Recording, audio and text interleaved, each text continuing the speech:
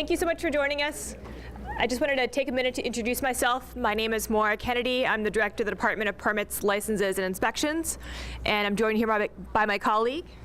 I'm Dave Green. I'm the Assistant Director for Permits, Licenses, and Inspections for the Construction Division. Great. So today we're just going to go through a little bit of an overview and then talk about the changes that are coming up for permitting, both for PLI and for the Department of City Planning. Those should be going live later this summer. So just wanted to foreshadow them, talk about the goals that we're trying to accomplish with those changes, and make sure we're not surprising anyone. So with that said, we'll just do a little bit of a preview here. As you know, PLI was created as a department back in 2015. We were previously a Bureau of Building Inspections, located actually within public safety, so kind of on the same level as the police department. Obviously, PLI, then BBI, does have a major public safety component, but this shift and elevation within the city really recognizes that we have multiple functions that we serve. Not only public safety, but also economic development, neighborhood services, and by realigning the department within city government and again elevating it allows us to play all of those roles in a better way. Keep going. So this is, sorry, no worries. So this is just to give you a sense of scale. So starting in 2014, we had about 10,000 permits that we did a year. And as of 2018, we're up to 13,000. And we're seeing a significant uptick again in 2019. So we've really seen a dramatic growth in terms of the volume of permit applications we're having. I don't have the slide in there, but also to give you a sense of scale, in 2014, we did about $200 million worth of permit value, and for the last couple of years, we've issued more than $1 billion worth of construction work permits. So it's a dramatic uptick. While we've been doing that, we've also really been trying to work on our customer service levels and turnaround times. So when we started tracking plan reviews in 2014, we took about 26 days on average to review a plan. And that's a blended average of both initial reviews and re-reviews. And now we're down to about 13 days, again, a blended average. Initial reviews, maximum of 30, and re-reviews are 15 days. So as you can see, we're actually beating both on average the initial and review time pretty significantly. And we take it very seriously. We track all of the plans that we receive and make sure that we are getting back to you by the date certain that we promised. So last year we were on time about 99% of the time. Again, this year we're on track to do even better. Keep going. This I thought was an interesting stat. So the vast majority of the commercial building permit applications we get are approved within 2 plan reviews. So by the second review, we're approving it. And over 90% are approved within 3. So the vast majority of our permits are getting through pretty quickly. People are using our checklists. They're responding to the comment letters that we send back, and it's going through. And then this final 10% is 4 to unlimited number of plans. And we're going to be making some changes to really curtail the number of plan reviews that we do in that very small percentage to make sure that they're not using up an outsized percentage of our city resources. Sorry, I'm just going to grab my coffee here.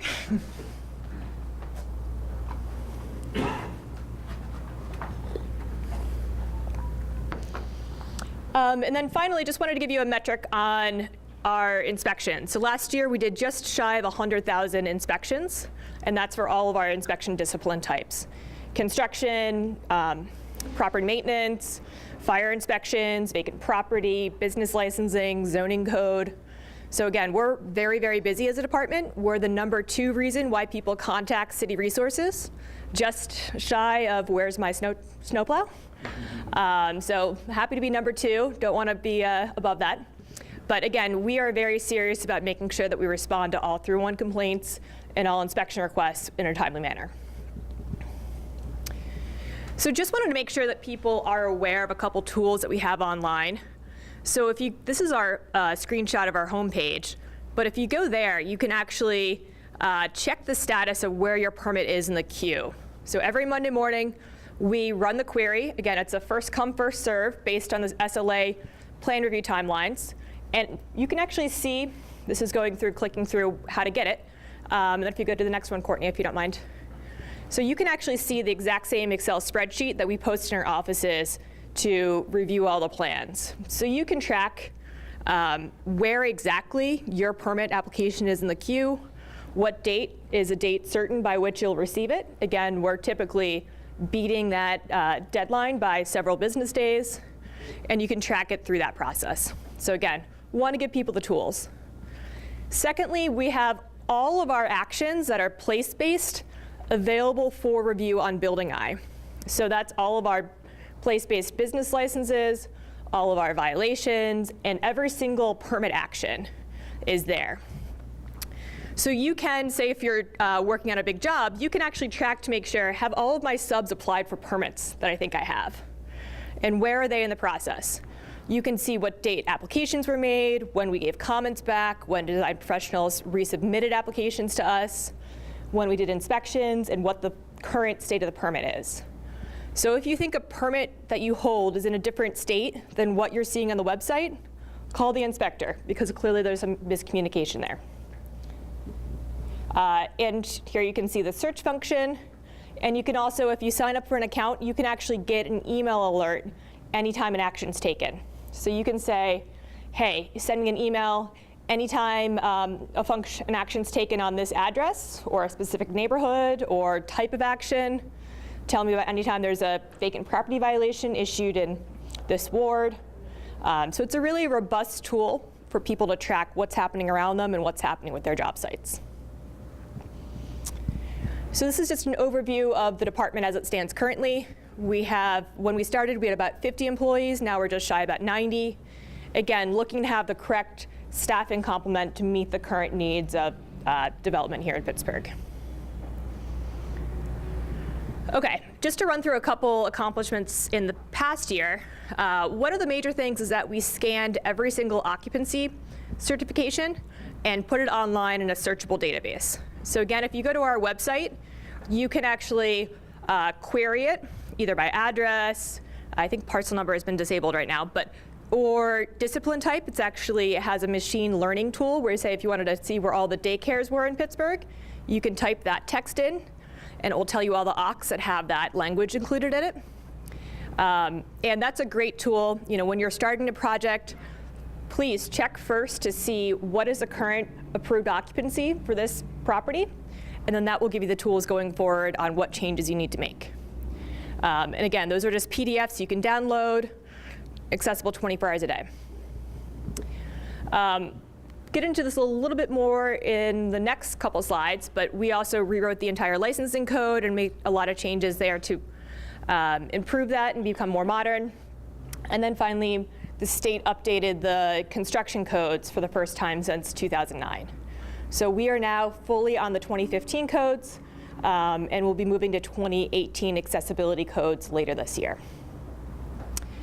We've also done a couple other council changes through code.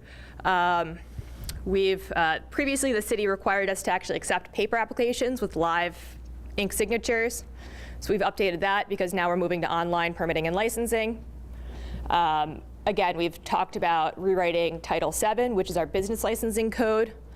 Previously, that hadn't been touched since the early 80s, and it was really out of date. You know, licenses are very similar. We're being regulated in very different ways in terms of insurance requirements, in terms of CEUs, in terms of costs of the license. So we went through and we standardized it. So if people are doing somewhat similar functions, say an electrician versus a mechanical contractor, you know, we should be asking for the same types of insurance, same fee structure, all of that. We also eliminated redundant licenses. So we had multiple licenses that regulated arcades and discos. Apparently that was a scourge of early 80s Pittsburgh. That was like the most regulated industry here.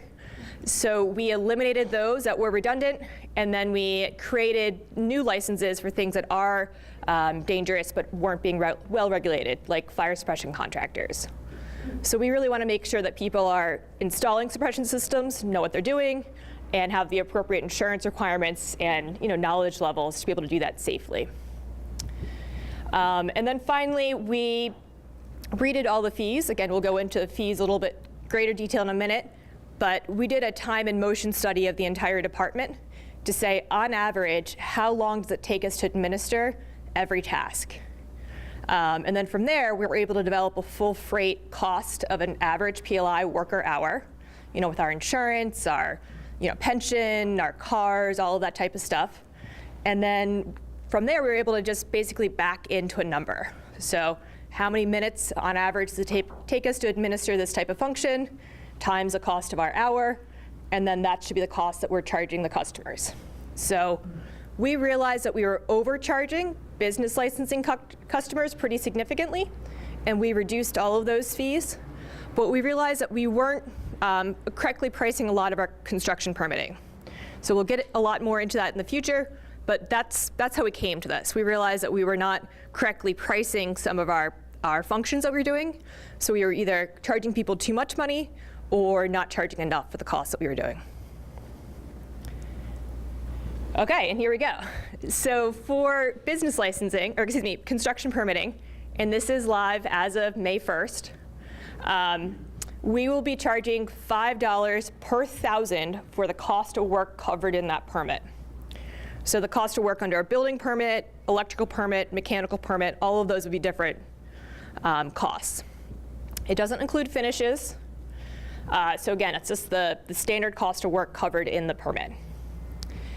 And we realized, especially with construction permitting, that we were not pricing, especially the two tails of this of the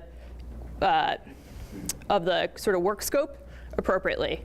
So we were previously charging $70 to entirely gut and rebuild a single-family home, and it costs the city, that's like an hour and 20 minutes worth of labor from us. We definitely spend a lot more time than that as a city, making sure that that type of work's being done appropriately.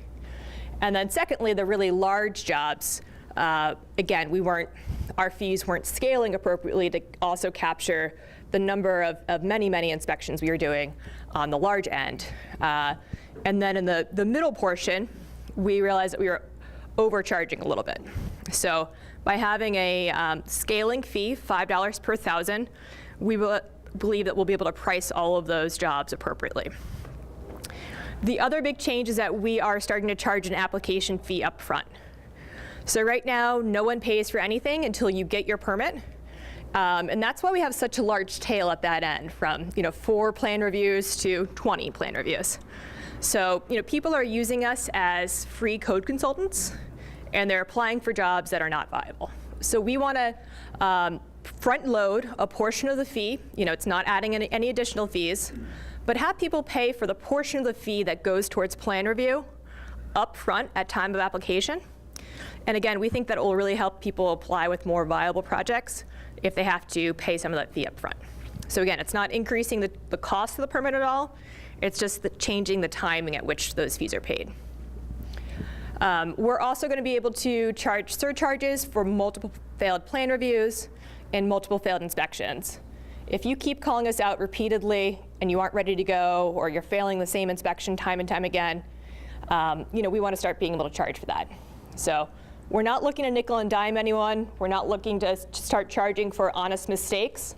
But we're really seeing a big problem where people are calling us out and the work's not done. They aren't even close to having us be able to inspect that.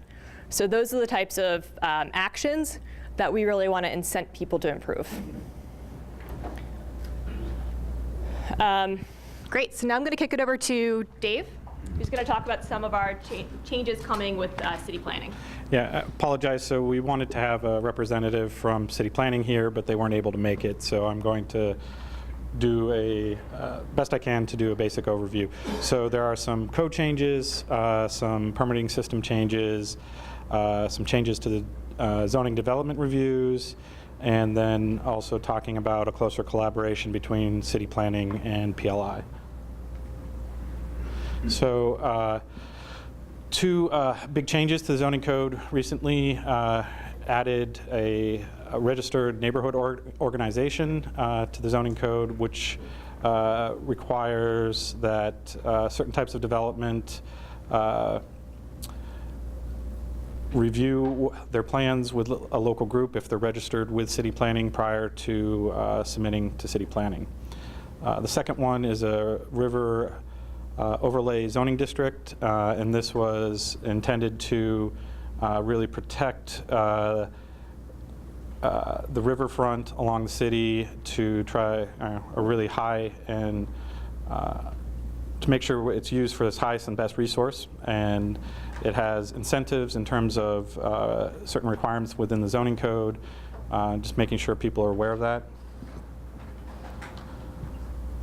Again, a little more detail here in terms of the requirement regarding registered neighborhood organizations, that they need to coordinate, and they need to have that 30 days prior to any public meeting required for development review through city planning. And then they are in the process of updating their website to show various areas of the city, and you can click on that and see who the registered neighborhood organization, or sorry, registered community organization is within that area.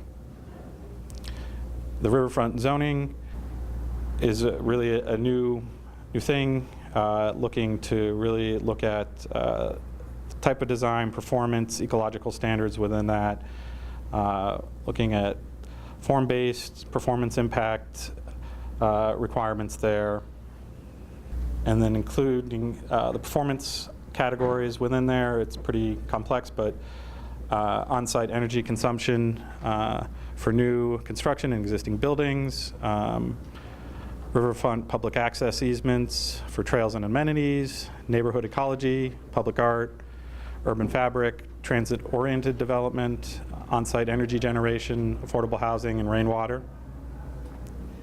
And then this is an overview of the areas within the city that are covered by the Riverfront Overlay District.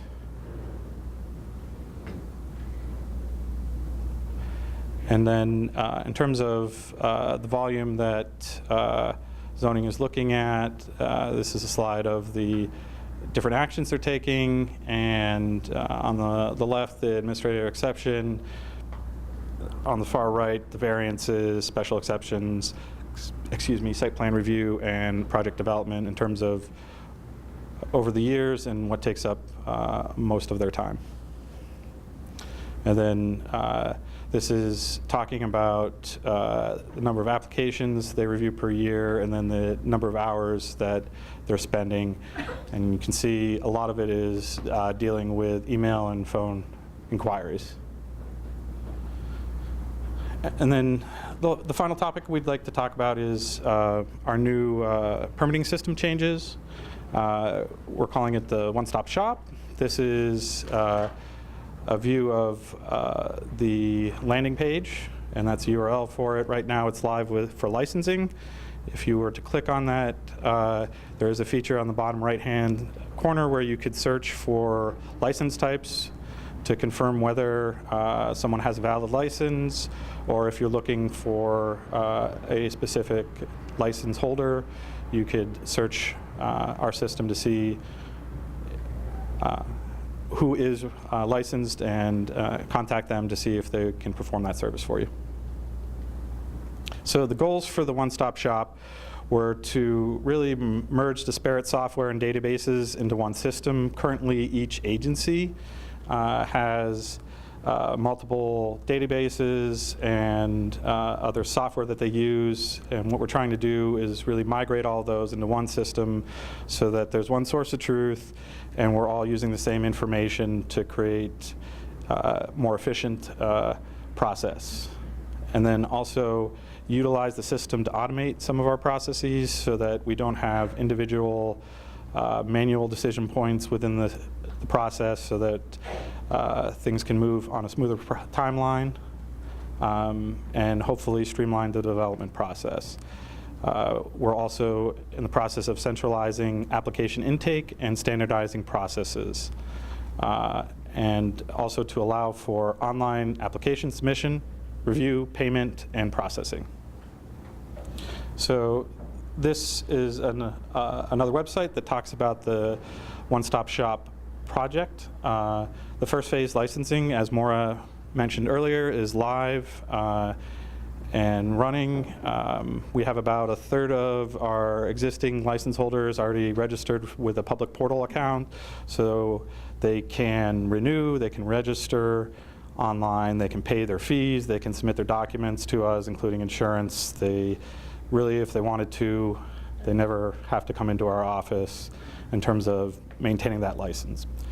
And then the phases 2 and 3. Phase 2 is all of PLI construction permitting. Phase 3 is the development review process through zoning. And those will be launching later this summer concurrently.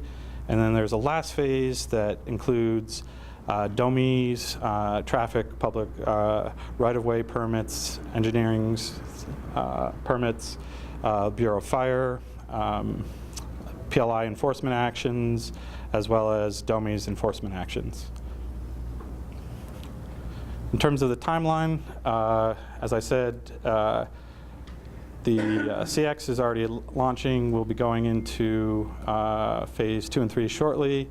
Part of that process will be physically merging the counters between zoning and PLI. So instead of having to go to both counters, all applications, including zoning applications, will start at the PLI counter once we go live with this system to try to centralize intake and make sure it's standardized. And this system will also allow for more concurrent or contemporaneous review between the different agencies, allow people to submit online, including submission of electronic documents, payment of fees online, scheduling of inspections online, and online access to documents. Will have an inspection record that every permit holder will have. It will have a record of all inspections we've performed, both past and failed inspections.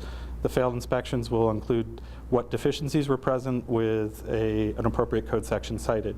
So you'll have a full history of every inspection action on the project. On the plan review side, it will generate a report of all plan review we perform with each item.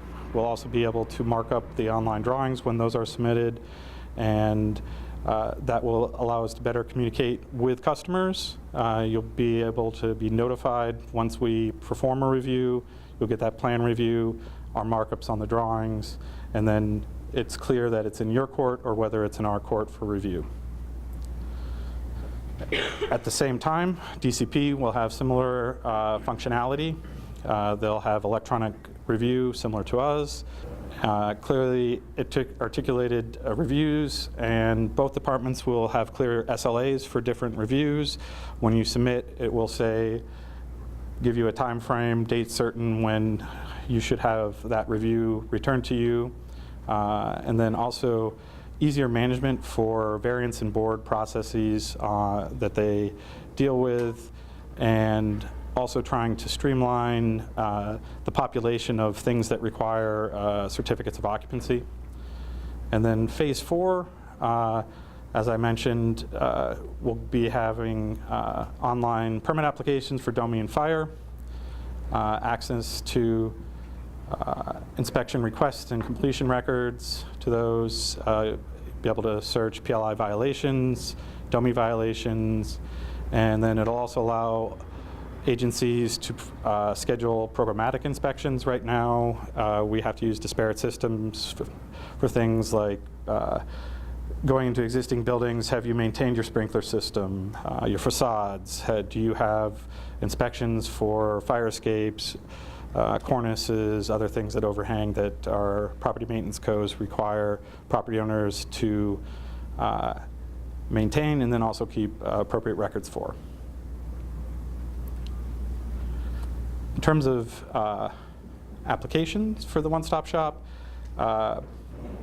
all these application types will be able to be applied for online. So everything from a license to a PLI construction permit, appeals through PLI, zoning development reviews, zoning property certifications, pre-application meeting requests from zoning, property consolidations and subdivisions, master plans and rezoning, historic nomination related activities, address requests, and also zoning, appeals, commissions, and other boards.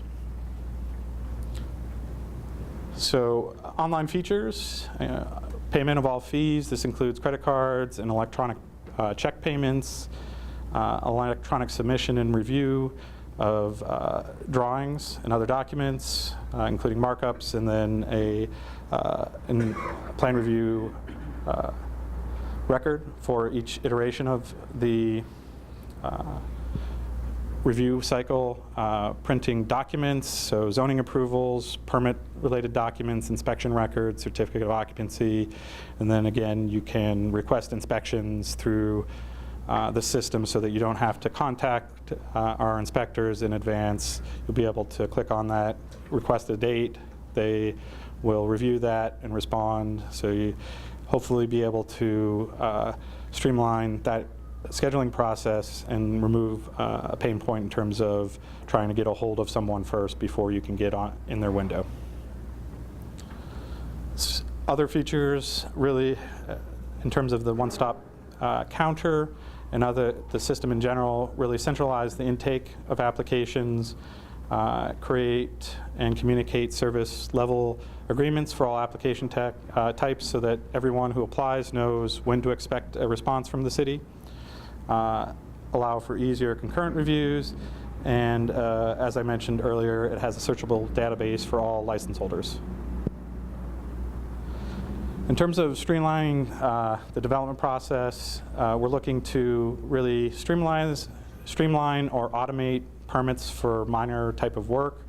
So setting the system to allow certain types of work to not require review and to really the only touch on our department's end is verifying a license and payment of fees. And then relying on the system to generate the reviews that we have to make either on PLI side or on zoning side.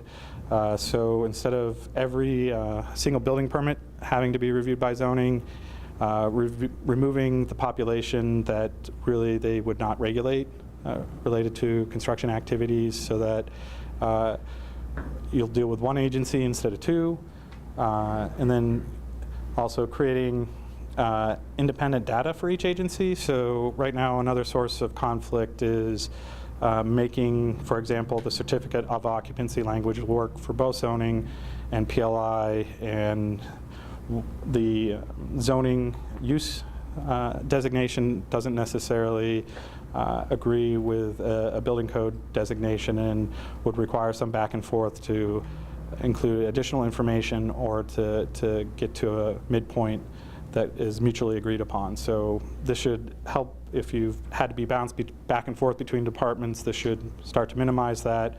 We'll also be sharing the same drawings, so whatever you submit to us, zoning will be seeing and vice versa, so that instead of saying, make sure you go to zoning to review this, they will be seeing the same documents. There's one source of truth. And then automating and consolidating the application communication. The system will notify you once an application is submitted into the queue for review, once it's reviewed, when revisions are required, when it's approved, when it's been issued. So, and then in terms of the zoning process, this isn't really the totality of the current process, but this is a diagram of their essential process right now, and as you can see, pretty convoluted. If you go to the next slide, the intent is to really streamline it in terms of this process. So it goes to an initial application, perform all the reviews. If it needs a public hearing, the system generates those and schedules, and then it goes from either the review or public hearing to approval. So instead of a really convoluted process to a straightforward system-defined process. And then I don't know if you want to talk about the bigger changes. So as you can see, 2019 is going to be a pretty busy year. We're going to create the OneStopPGH in a physical location, and we're also going to grow it. So we will be moving to 412 Boulevard of the Allies soon. PLI, DCP, DOMI permitting functions, as well as some other city agencies. We're also in conversation with county development functions to be co-located there.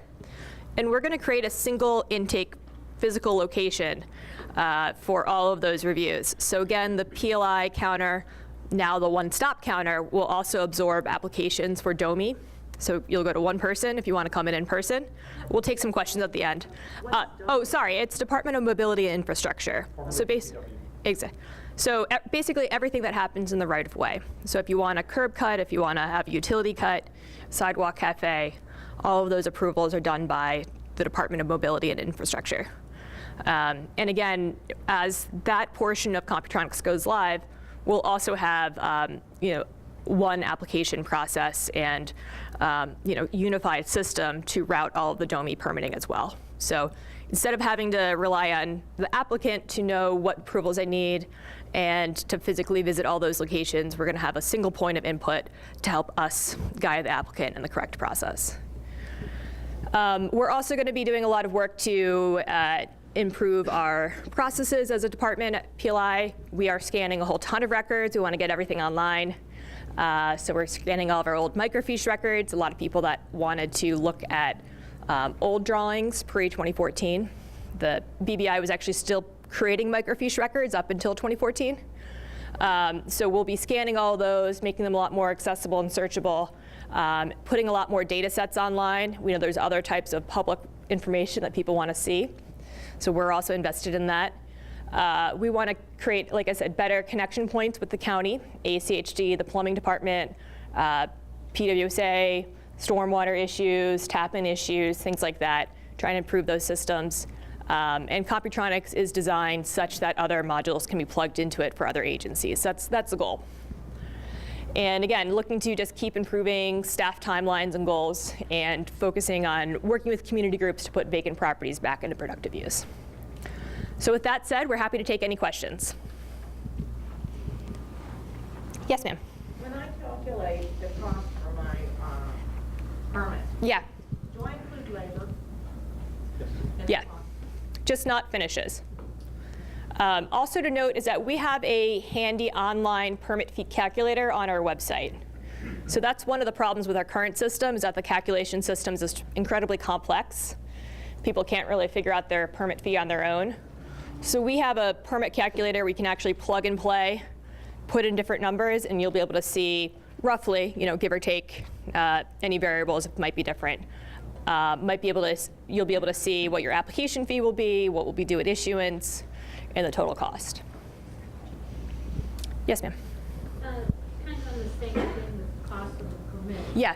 So what about like our general conditions and tap fees? No, it should really be your materials and labor for the work that is regulated by that permit. Regulated by what? The permit specifically. So, for example, under a building permit, you wouldn't include electrical construction costs. So whatever permit you're applying for, the work you're going to perform under it, all the materials and labor to perform that work. So you can put materials and labor. So you can exclude other fees and other work that would not require a permit. So in that vein, will we submit separate payments for each application type, building, mechanical, electrical? It's not one single payment when you drop off, say, all of them for review. You can cash out if you're dropping off a couple. We won't make you swipe your card multiple times. I think we cap it at 5. And if there's kind of like Amazon, there's like a checkout function online. When that will go online, you can pay for all fees due at that one time. Also to note is that we accept credit cards right now. Credit cards and money orders are 2 current types of payment for the permits. But when we go on live online with permitting, and we do this currently with licensing, we'll also accept ACH. So that only has a 50-cent transaction fee. I know the credit card fee scales with the cost of the payment. So that can get pretty large, but it's a larger permit fee. But again, online we'll do a 50-cent ACH payment. What is ACH? I don't know what it stands for, but it's when you do like an e-check. Okay. Yeah. Yes, ma'am. I have 2 questions. You mentioned that we'll be able to view inspections performed online. Will that include third-party inspections? No. So that will still be, we're looking to innovate that further, but that's still a private relationship you have with the third-party inspector you chose. So they should be, So even when they turn the paperwork into you, you're not gonna say you got it, or we're not gonna have access to know that. well, you'll be able to see that we, you should be able to see already if we're doing inspections on the electrical permit. This was oh, thanks. This was a big pain point. We weren't getting timely inspection reports from our third-party electrical inspectors. So please, everyone, be aware that we've made some improvements there. We are now requiring everyone, all third-party inspectors, to submit their inspection reports to us within 48 hours. I think so. We have a whole FAQ on our website. 48 hours, because again, this is a big pain point. We couldn't allow building permits to proceed or jobs to be finished because we were still waiting for critical information on electrical inspections. So you can see that on Building I right now, if we've received any electrical inspections, that will be updated. And the same thing will be true of the new system. Do you foresee PLI taking back over electrical inspections? We would very much love to. If anyone knows an electrician or someone who has familiarity with electrical work, please encourage them to apply. When we started in 2014, we had 5 different disciplines third-partied. We've worked to train and upskill our staff to be able to bring those in-house, but we're struggling, frankly, with filling the electrical inspector role. So that job is posted. Please encourage anyone to apply. We're happy to. We've been very successful in recruiting people that have had successful careers elsewhere in trades or other areas. It's a great way to sort of, get off the ladder, have a little bit less of a physically demanding job. We're happy to take people with a lot of knowledge and skill and end out their career here. So we've been successful in that. And if anyone knows any electricians or people that have worked in the electrical industry, please let them know. And then on the new 48-hour rule Yeah. for the third party, are you like really gonna be enforcing that? We are. And we will take action against third-party electricians that are inspecting outside of the scope of the approved permits. We've had people try to submit third-party inspection reports prior to the permit even being issued. So we are being very clear on our standards. If they wish to be an approved third-party inspector for the city of Pittsburgh, they need to take that job seriously and uphold the inspection requirements of the Uniform Construction Code. Yes, ma'am. When it comes to the amount of money that we're applying for on the building permit, usually when we apply, we don't know yet. So is it adjusted after we actually have a contractor on board? Absolutely, it is. So, estimate it. You probably have a working figure. It might not pencil out, once you get the bids in. It might be a little bit more, it might be a little bit less. You can then put in that new amount, provide that new amount, and then the calculation will change. So it will still say 5 per 1,000, and then it will say less whatever we paid up front, and then it will charge you for the remaining. So it might be more or less. Yes, sir. Similar question. So if an owner filed for a permit, put the 40% deposit down, assign the balance of the permit cost to the contractor. The contractor could go online and see what the balance due is, or It's going to ask you to put in the cost to work again, because again, we understand that it might change. deposit that's already been paid. It won't show the deposit. What it will show is what was previously identified as the cost of work. It will ask the person performing the work to confirm what the actual cost is, and then it will calculate what the remaining fees are, and you'd have to pay it before the permit would get issued. Can you talk a little bit about, so are we now having to submit all permits, the building permit, all the MEP permits at the same time? No, just like at any other point, we'd encourage people because it leads to a more efficient review, I feel, for both parties, but you can apply in any fashion you want. Just keep in mind, if you submit them at the same time, we do want all documents to be specific to each permit type. So for a building permit, really to have the architectural drawings and the structural drawings, and not to include the other disciplines in it when you submit, but out of sequence in any fashion that works for you and your project. On the fee calculator, so we're taking the total construction cost, taking out any finishes or design fees or contractor fees. We're breaking it out by just putting in the actual general construction and not putting in electrical MEP or putting the total? Just the general for the building. Yeah. Okay, so the electrical and then mechanical will all be just for those permits? Yes, that's correct. And then there's also something on there called a document retention fee. Yeah, that's a new fee, and that would apply to every permit, and that allows us to maintain all our records.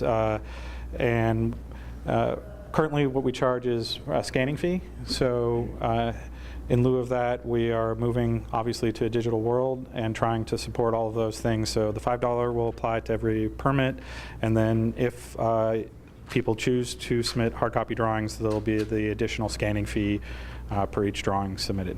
Okay, so when it's the document retention fee, it's just on what you're submitting, which is for a building permit, the architectural issues. Yeah, so it'll be just a $5 flat fee on every permit. Oh, okay. And license, I believe. So it's right now we do a scanning fee because we have only paper records. But we're looking to incent online applications while still having a revenue stream to continue our work of digitizing and having better online services. So we changed the fee structure for what we call a scanning fee to actually make it cheaper to apply online because we want people to.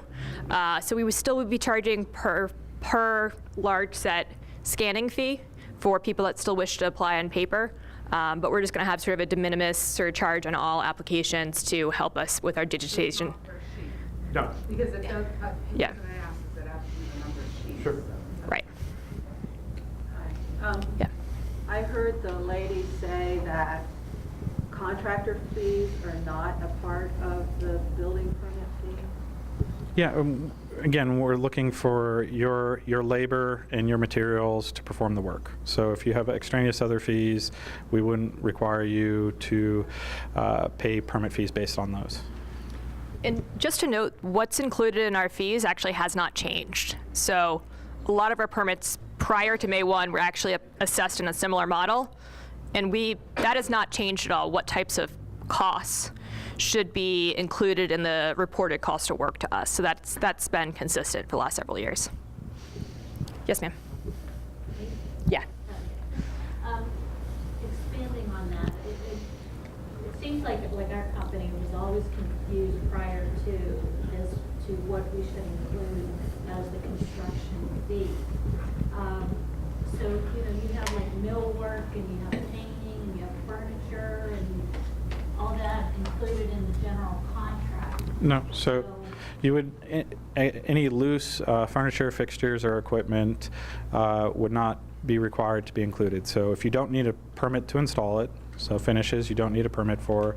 If you have a cord and plug based equipment, you don't need a permit to install that. So any of those things would not need to be included in the cost of construction. Also, we have an FAQ on our website that goes through this in a lot of detail. But to be very clear, if it's not included in the scope of work for that permit, we don't expect you to include it in the reported cost of work.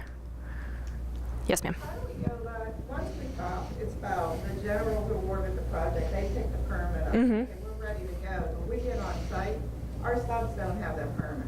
We don't, it seems like the electrical permit. Yeah. Right now, we have a project that we've been waiting for 8 weeks, and we don't have a permit. How, if they're filing separate, usually Yeah. they call us and say, hey, we can give them the number we have, but they don't seem to get their permit until we're released, and it's holding out.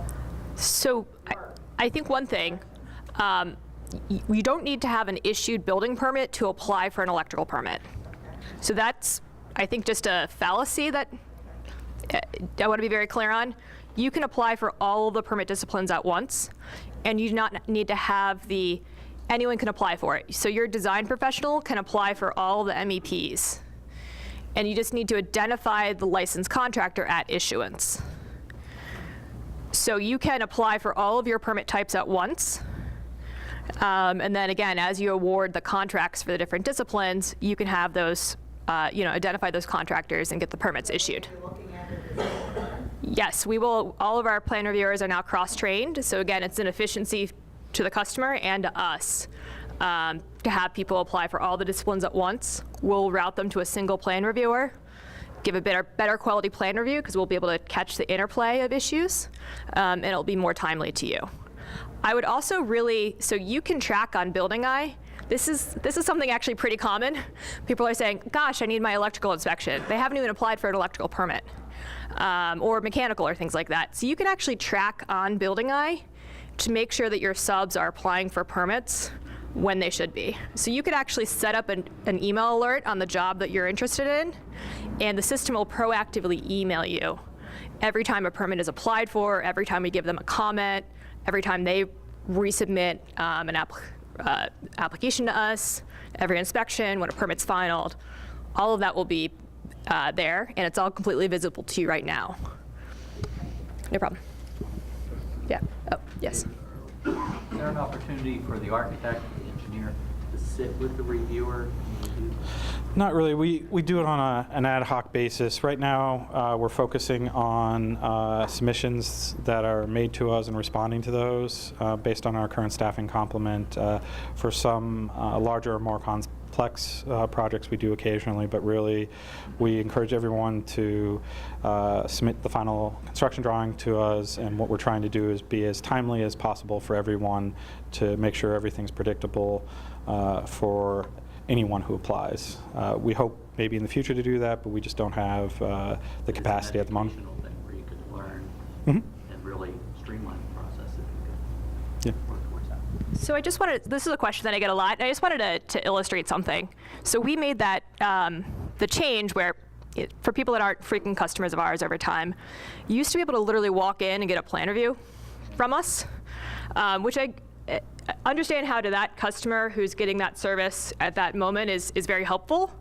But the problem is that we were not able to predictably schedule our staff and meet overall timelines, because we didn't know if sometimes we'd have 20 customers come in today and none of the permits that were due to be reviewed that day could be reviewed because we were helping that customer. So we said, okay, we need to focus on the people that actually have a project ready to go and have applied for something. That's our first priority, to get those people that have a viable project out the door and started. And then with any additional bandwidth, we can focus on that. So one really interesting thing is that we made that change at the end of 2016. And there's no real meaningful change in the number of plan reviews that it's taking people to get through the process. So I thought this was really interesting. We weren't observing help to people getting through faster. We still had the vast majority of our people getting through in 2 or 3 reviews. So in terms of optimally using our staff time, we weren't, it'd be one thing if we were spending an hour with someone up front and then saving a plan review at the back end. I see how that's a really meaningful thing. But we're still doing the same number of plan reviews. It was helping me, but it wasn't helping the overall process. And honestly, statistically, it's not helping anyone, because we're still having the same number. If you look at the number of times it took people to get through plan review in 2016 versus 2018, after that change was made, it's not like we saw, everyone got through in 1 because we had that pre-meeting. So we're still having the same meaningful amount of work in the back end in terms of re-reviews, but we had a lot less time to actually devote to it. So that's been one of the ways we've been able to really drive down plan review timeline, by really being able to focus with what is the highest and best use of our staff time, and how can we focus the people there. And that's getting the projects that are viable out the door. And then also, if you're not aware, we do also have our plan review checklist posted to our website. So the things we're looking for on each permit type. So I encourage anybody who's applying to look at those. Those are the things that we're going to look for, and making sure that if those things are applicable to your project, that you make sure that the documentation addresses those issues. Follow up. If we have a project that started and then 8 months later, things have changed along the way. At what point should we resubmit and have the reviewer look at it again? So if Architecturally, the plan has changed. I realize that. They want to have an accurate plan, but if things behind the scenes, outlets moved, is that important? Yes, I think it is. And I would encourage you, as a first stop, to talk to the inspectors, as a first pass of, is this of a scale that needs a new set of drawings to be submitted? So there's a difference between moving a couple receptacles and then saying we were wiring this office and now we're wiring the whole floor or multiple offices. So I think when we're changing the scope, it needs to come back through the process so we can review it. But I would encourage you, as the first pass, the inspectors. The inspector make that determination if it should be resubmitted. Yeah, if you feel it should, submit. If you're not sure, I would, as a first pass, talk to the inspector, and they can help you make that determination.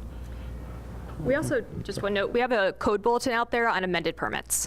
So it's a whole multi-page guide on how and when to amend a permit. So it's just you look there. I want to follow up on the plan reviews when we used to be able to do the preliminary. Yeah. I'm going to very much disagree with you that there wasn't a benefit, because I think what we have done is we have become more conservative, which costs the owners more money, which a lot of times costs us more time. You do know that there's the ICC out there, we can use that, but the code is not black and white. There's a lot of interpretation, especially when it comes to existing buildings within the city of Pittsburgh. There used to be a lot of letters that were written about fire sprinkler systems and all these old agreements that were taking place with the buildings, and it's just not a black and white situation. So when we have those preliminary at the beginning of the project, a lot of times it would help us go in a direction of which way we were approaching, whether it was going to be strictly following the code or actually using the worksheet for the code compliance. So I think there's a lot of value in that, and I realize it's a service, but it could be a charge service. There's a lot of owners that we have that are willing to pay for that, just to have the confidence that we're going in the correct direction. So I really think that there is a lot of value in that. I think we really have lost out a lot on the pre-design side. Sure, we hear that. I think the bigger picture is that was a very disparate system. So some people had the privilege of doing that, and then at the same time, very large developments or other people who could not fit into that box had to wait as a result of us trying to perform that service to people, and it did not always end up in any faster review for us once submitted. So I think big picture, what we've been focusing on is trying to be equitable to all customers. So we went from really no process in terms of when we performed reviews to being very rigorous about it and making sure that we're meeting our timelines. We've been posting those, and I think really our goal here is to bring down all the time frames so that we can be responsive to development and then start to look at additional services like that after we get more normalized. But Possibly may come back. could be, but also keep in mind at the time, we went from 3 plan reviewers, now we have 10. So just given all the increase in permit volume as well has been tremendous. So we're trying to keep in top of that. Yeah, just to follow up on that, I think that we really want to treat all of our customers very consistently. I think that that's a core principle that we have. So I didn't show it, but if you look at the graph for 2013, 2014 plan review timelines, some individuals were getting plan reviews the next day, all the time. Other people would take 100 days to get through plan review. So not saying at all that you're suggesting this, ma'am, but we really need to have a very, very consistent process where we're treating all of our customers in a very consistent and predictable and accountable way. So that's why we have, depending on the scope of work and the type of review that we're doing, we have a very clear SLA that we publish completely. It's 100% transparent, and we're accountable to it. So, we want to have, no matter who you are, no matter what type of work you're doing, we want to value you as a customer because we have customers of all variety, from very, very large projects to someone who's trying to get their mother out of a nursing home and they need to make their single-family home accessible. So we want to value both of those customers. They're very different populations, and we want to create a system that works for everyone in a predictable way. I'm not talking Yeah. at that day at the counter, I'm talking about calling and scheduling preliminary, which used to be. Yeah, I think again, just being real about the staffing size that we have. Pittsburgh's experienced a 500% increase in permit volume. Our staff has grown, but not by 500%. So try to think, okay, do we want to have a 26-day initial plan review? Or that's actually a blended average. I think we want to not have viable projects wait 45 days for a plan review from us.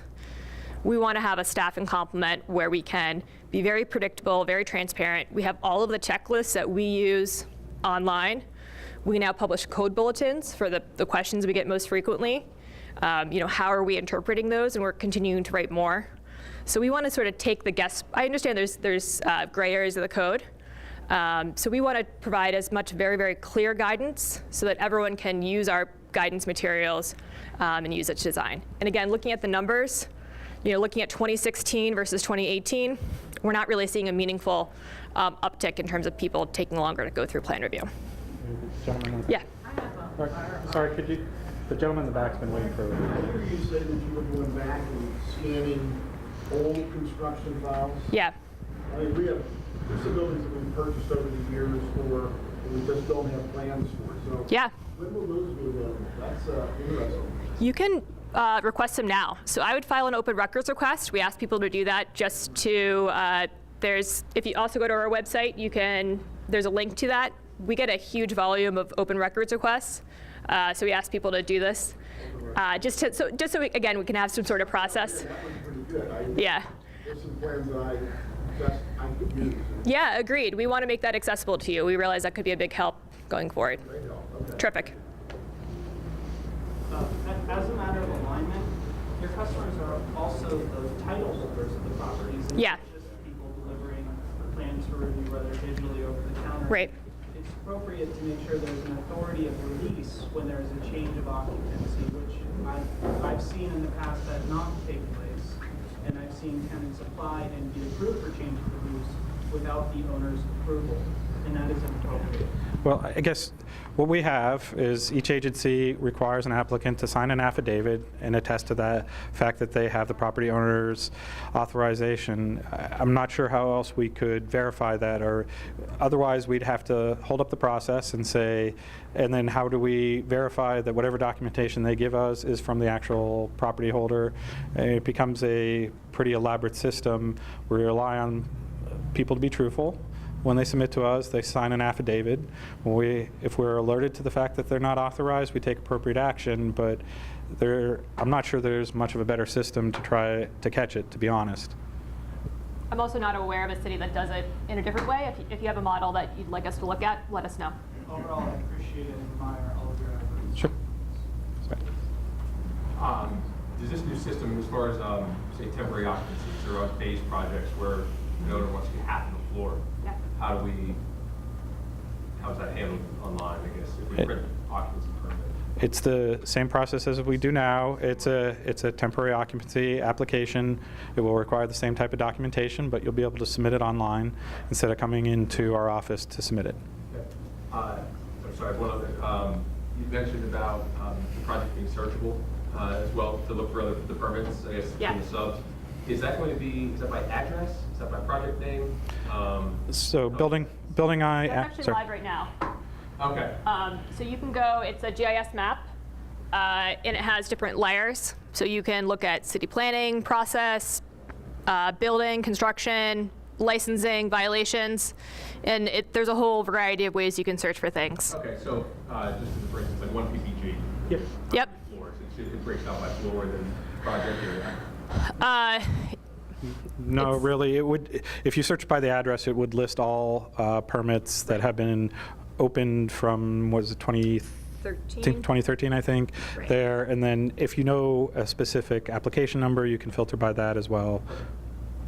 But it will show related records. So say if you're looking for an electrical permit, it will show that's related to building permit, 18B, whatever. So that will be there. And that's been live since 2016. So this is not a new tool. Yes, ma'am. Can you guys discuss a little bit about the difference between a building permit and a demolition permit?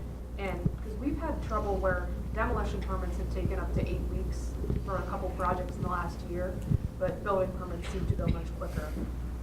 So I think it might be who's submitting sometimes, but the timeframes are similar. So a demolition permit would be for removal of a portion of the structure or an entire structure. So if you're removing an addition to a house, for example, or a portion of a commercial structure, other than just interior elements, it would be a demolition permit.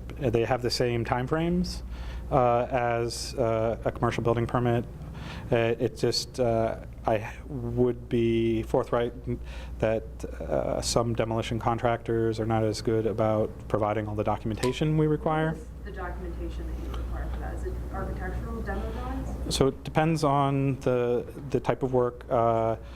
For all, we need a site plan, and it needs to show what is being raised on the structure, property lines, any structures remaining on site or that are on adjacent properties, and any protection measures for adjacent structures or pedestrians in the public right-of-way.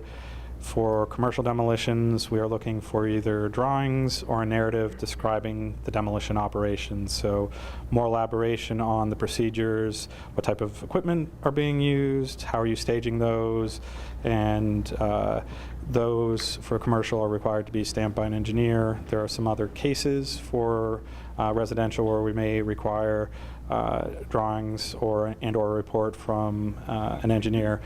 Those are noted on our demolition checklist when we're going to require those, so I encourage you to look at that checklist. And then along the same lines with the review, is there going to be an expedited review that you can pay for? So we have, this is probably one of our widest asked questions. We did update our fee schedule to be able to allow to charge a fee for that.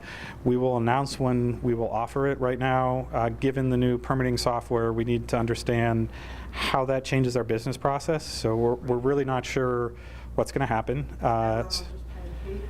Well, not that, just also how does that change how we perform plan review? What are the volumes going to be? I would anticipate that if it's online, we might get a higher submission potentially because people don't have to come into downtown and pay parking and all those things. So it's not clear really what stresses it'll place on the system, and we really want to make sure we understand the new process here with the new software before we offer that type of service so we don't impact everyone else involved in the process. I'd encourage you to check our website and our newsletter. We will certainly announce when it's available and what conditions we would offer it under. So we do foresee it sometime in the future. Does the demolition have to hint at what's coming in the future, or can it just be It depends. If it's a partial demolition, I think we do need some documentation of the remaining portion of the structure. How will that be either stabilized or made weather tight, those things. So if it's a complete demolition, really all we're looking for is to document what's being raised under that permit.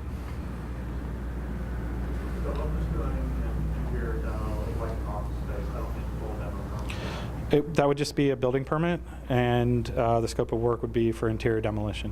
Can I start if we're doing a build back too, can I start the demo before I have the building permit, or do I have to wait until I have the building No, permit? you can apply for just a interior non-structural demolition only, and we would typically issue that over the counter. So if you're not performing structural work, if someone needs to get started, we'd allow that to proceed while the new construction permit is submitted and reviewed. Thank you. I have a question on timing. Yeah. Do you see the functionality of the online system to be able to tell us where our permit is once it's in queue, if you will? Yeah.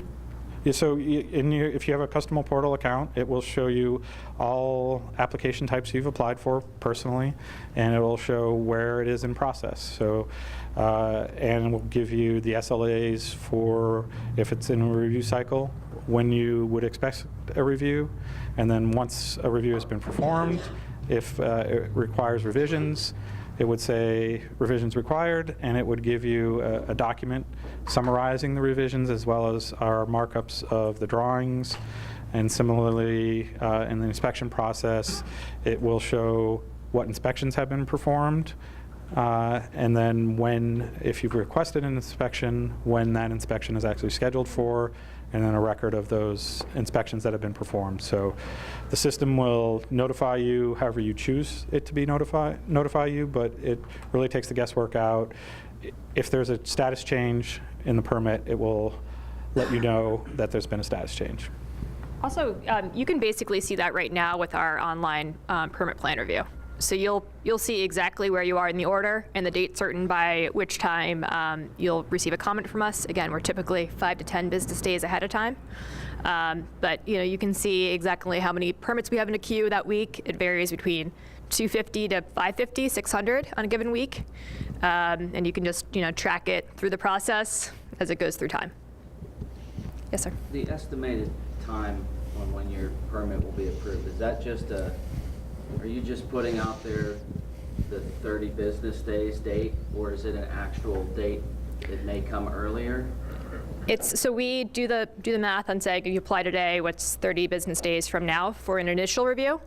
And then again, re-reviews are 15 days, and then residential permit initial reviews are 15 days and re-reviews 8 days. So it's just the standard times, there's no real calculation there? No, so there is. So we basically work backwards. So we do the math on saying, okay, everyone calculate the date on which everyone was due, and then sort all the permit applications by that date. And then we just start picking off the top of the pile every day. And then just to clarify, it's not a date of approval, it's a date for review. So we cannot guarantee approval, but we can pretty confidently predict when the latest date we would review it, and we haven't pushed up against those dates. I think it's been over 2 years at this point, except for some random cases where here or there, but those are outliers. Otherwise, we've been pretty consistently 5 to 7 or 8 business days in advance of the expected date for review, and it fluctuates with time and volume, but I think you can remain confident, whatever date we're saying there, you will not wait longer than that. Yes, sir. Can you explain, please, the administrative intent of the registered community organizations and the mechanics of obtaining approval for these processes? I would. Yeah.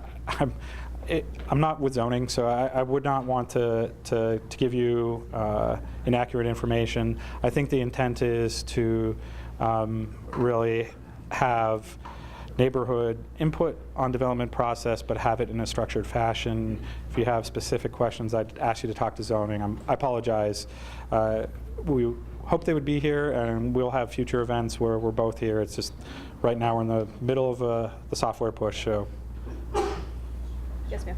All right, you had up there that fire permitting would be available online like winter to do online? That's the Fire Bureau permits. That's the Fire Bureau? Yeah, so our PLI construction permits will be live later this summer. Okay, so that means I could do fire alarm or fire Yep. sprinkler at the same time. Okay, I was a little confused at what that fire meant. Yeah, sorry, to clarify, that's the Fire Bureau permits, so they have tent, hot work permits, tank permits, all the things that they may regulate. Sure. Absolutely. It's a little confusing on that. Good point. Thank you. Is the variance process going to be streamlined? And we have a specific item that we install, standby generators. We have to get a variance almost always. How can you submit something for a change so that you don't need a variance every time you apply for the same thing? I apologize. Again, I would defer and ask you to talk to zoning. They are looking at the regulations, and they are trying to streamline things and minimize input collectively between our agencies, and then also to look at their process to try to minimize the type of things that have to go for a variance. But I can't talk to specifics. In regards to building owners cutting checks for building permits, until phase 2 is rolled out, how can we confirm that the payments, other than the fee calculator online, is adequate with, say, the cost of permit that was signed on the application? Usually, clients are looking to cut checks and pass along the check to the contractor. How can we avoid the contractor getting to the counter and the clerk said, until phase 2 is rolled out, and they say, well, this isn't the correct amount? I would encourage you to get the signed application from the contractor submitted to our office, and then to verify through our counter what the invoice fee is. So once we won't invoice it until we get the paperwork from the contractor to make sure that is the valid cost of construction. And at that time, we'd invoice it, and we can verify the remaining fees. I know you and I talked about this at the last Yeah. meeting. I didn't know if there's been any further discussion or consideration for Department of Health reviewed plans on small jobs. Because if there's any like discussion within your department as to how to help us out in some of the small jobs. What type of jobs? Department of Health, like Hospital. Hospital job. You're waiting up to 45 business days for a hospital, for the Department of Health review. Then we have to take it to you, and nothing can really start until they're done, then you're done, and that's fine when you're talking about like a whole floor of a hospital or something like that. When you're talking like a very small area, it's tough to explain that to the customer. And I don't know if anybody's like thinking, how can we help these people out? I mean, it's pretty clear in the UCC. There's not much we can do. It requires us to have that approval. So if you were looking for changes to that, I'd encourage you to talk to the state legislature and ask them to loosen the regulations related to Department of Health related permits. I was just wondering if there was something that, you know, you have some Department of Health jobs coming through, and you know that these customers are waiting a long time for this. Can we improve that 30-day process? So this isn't our practice, it's black letter code. I'm not saying, So, I'm just saying just yeah. expedite those specific type jobs possibly. Yeah. Review. So, yeah, again, we want to be very consistent with all of our customers. We understand that that's a pain point for you, but, you know, we have a lot of pain points from customers. We want to be very consistent in how we treat them. So, but I hear you. That's unfortunately a state regulation. Yes, sir. Can we maybe send them both at the same time and then counting out the lateral follow-up from the state? So to be clear, really the only way for us to understand the scope of work has been approved by DOH is actually to review the same drawings. So providing a letter does not ensure that it's the same drawings that were submitted. Well, we can resubmit the same drawing that we sent to the DOH, so you have that to compare side by side. But just to get a placeholder in line, maybe just say within the 28 days. You can slip sheet. If you have revisions during the process prior to us reviewing, you can submit revised plans before we review them. Danger being, just make sure you submit prior to us reviewing. Follow up to the DOH question. DOH is reviewing those under NFPA 101 and the FGI guidelines, where PLI is reviewing the drawings under the IBC. So, I mean, I do understand that the legislation and requirements to have DOH approve drawings prior, but it seems to me that you could do concurrent reviews because you're looking at different things or different codes, and then as long as you had before a permit was issued, the drawings submitted. And Yeah. The DOH has been very clear on their intent and how they want us to administer this. We understand it's a frustration. Unfortunately, I don't have a answer right now, but that's it's been something we've talked to the DOH on multiple times, and we are following the guidance that they provided us. Any other questions? Which member do you use for all this? In public right-of-way? Yes, that would be phase 4 under DOMI. So winter time, that would be the implementation for the public right-of-way permits. It will be on this website. Yes. Correct. How about site plans? A lot of times they won't take a Google Maps site plan for a job. I'm going to request a site plan from the department. Are they going to be available online? So no, I can't speak for DOMI, but really, certainly on PLI side and zoning side, we're looking for you as the applicant to provide the site plan. We're not going to provide documentation to you on the property. Thank you. You had a Yes. fee of, like, I think it was $150 for a multi-plan fee. I didn't see the slide very well. What's that cover?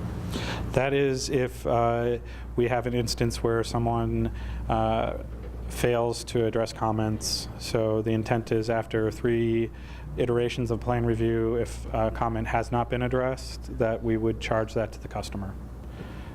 Similar on the inspection side, if we show up 3 times and they're not prepared for us to inspect, or if they fail to address an outstanding item.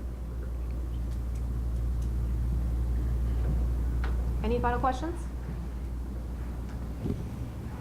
No? Thank you all for your time today. Yeah, thanks.